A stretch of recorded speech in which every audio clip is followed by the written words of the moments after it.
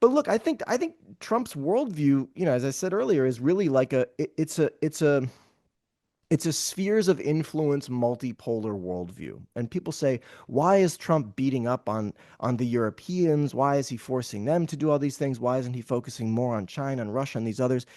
I think he is focusing on China, but I think in his view, he's bracing for a world in which the US is in competition with other powers, particularly China, right? He sees the world the way a real estate developer sees a city. It's a series of neighborhoods, and each developer's got their area, right?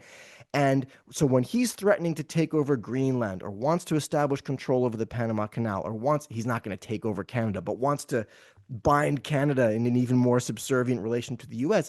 My read on that is that he's preparing for a world where the US needs to have its own neighborhood tight if it's going to be in competition with China or anybody else, right? And that's consistent also with the idea that there's minimal value to trying to win over vast parts of the emerging market world with US aid and all this other kind of poverty development assistance kind of stuff. To him that has no value, right? Because it's not hard power, right? So in Russia, in Trump's perspective, you can cut loose large parts of Africa from your soft power approach. You can cut large parts of Asia off from that. What matters is keep your own circle tight and consolidate that power. People say, well, how could it be America first if he's doing this neo-imperialist type of stuff to sort of take over other areas in the Western Hemisphere? That's exactly the point. He wants to have his own neighborhood solid because he sees the world coming where it's going to be a competition between different neighborhoods. Whether that's right or wrong, we will see.